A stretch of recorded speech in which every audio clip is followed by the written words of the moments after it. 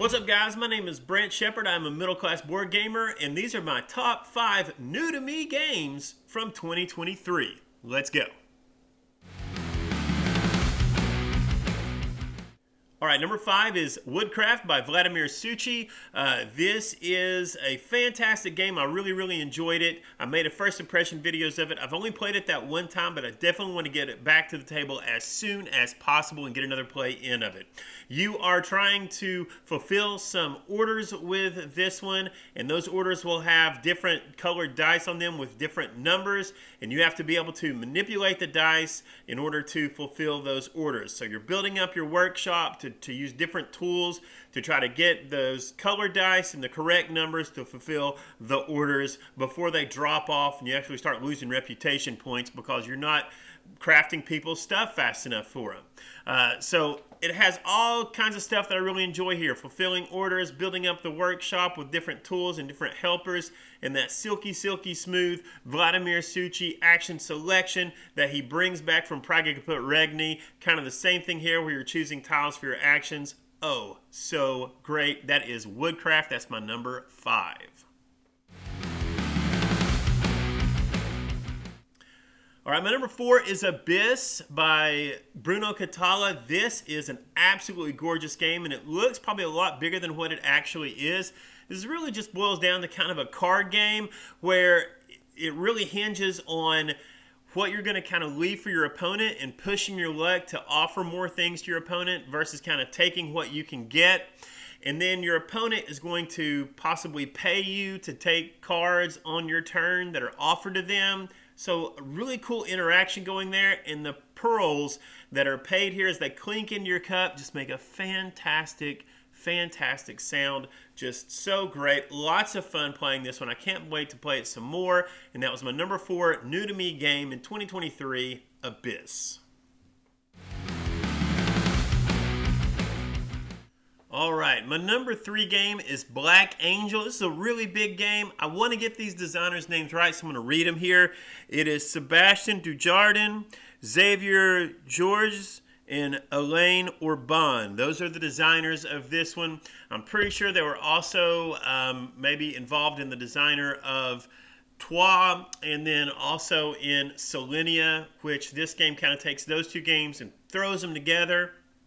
And so you've got one board that is like on the ship, and this is kind of a dice placement board where you're able to do different actions on the ship, or you're able to send your robots in little spaceships out into space, and then out in space you can kind of do some different things, interact with some aliens out there and do some other things out there. That's the board that's kind of like the Selenia, as it's kind of doing a conveyor belt thing and getting you closer to the planet that you're heading towards. And then each player has their own player board where you're slotting in tiles, and then you can run those tiles like a program to do different actions and get some like various bonuses and things at the beginning of your turn. Everything works together really well here. The dice are custom dice. They're numbered 0 through 3, and they're just really good looking, big and chunky.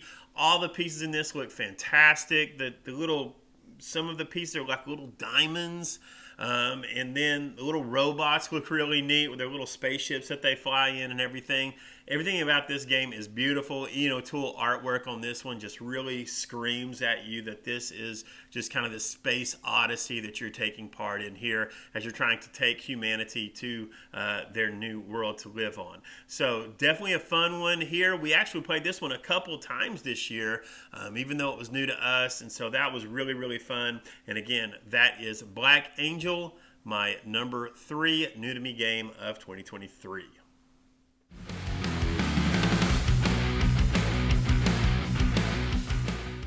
All right, my number 2 game that was new to me for this year is Anno 1800 by my very favorite designer, Martin Wallace. Super excited to get this one on the table with my wife. And when you first look at this one and you see all those tiles laid out there, it just kind of looks like what even is this game? It's just a whole bunch of tiles. What's even happening here? But it's really kind of a tech tree where you're using the technologies that you start with, and you kind of use those things to get new technologies off the board. And you're also starting with a hand of cards, and your goal is to get rid of all of the cards in your hand. And so at the top of the cards, they're going to have different technologies that are required that you need to activate in order to play those cards down.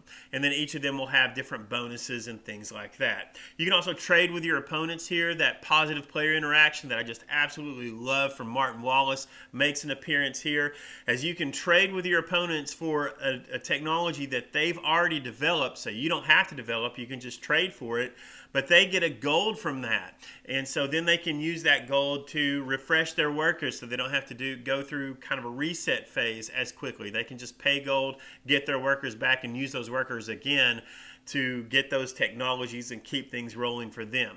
So really, really cool all around here with everything. My wife kind of calls this gizmos on steroids.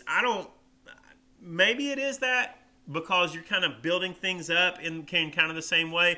The thing that I love about this one is you really, really get to mess with the stuff that you're doing a lot before the end of the game. You're getting to use those technologies over and over again and use them a lot, and you really feel like you're getting a lot of mileage out of what you're researching and what you're doing in this one. So a fantastic game. I would highly, highly recommend this. If you're somebody who enjoys kind of just growing things and improving and constantly improvement in games where you've got some technologies and you're using next technologies to get bigger and better technologies and those kinds of things, I would definitely recommend checking this one out.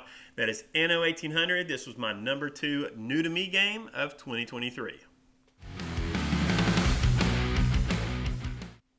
All right, finally, my absolute number 1 game that I played in 2023 that was new to me. First time I'd ever played this one is Manhattan Project Energy Empire.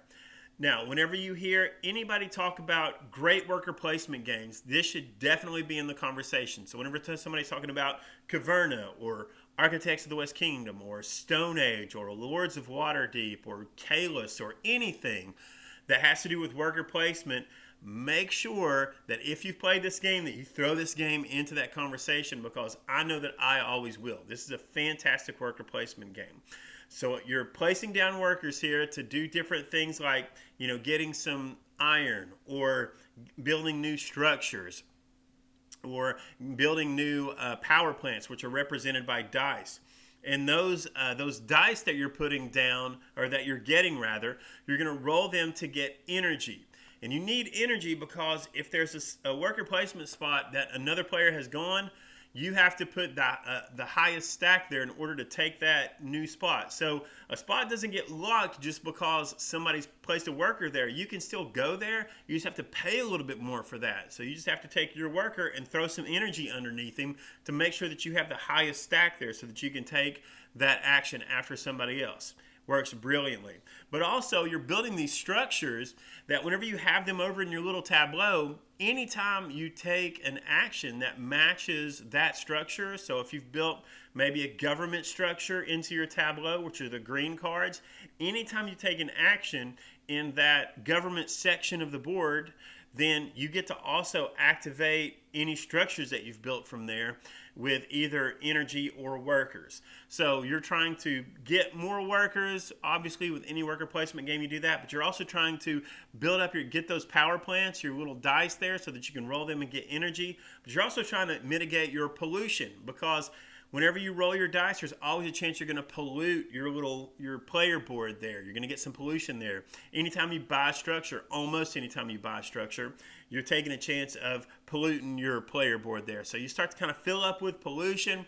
You can dig for oil. You can put an oil derrick on your player board there to get some barrels of oil, but then that needs to be cleaned up too.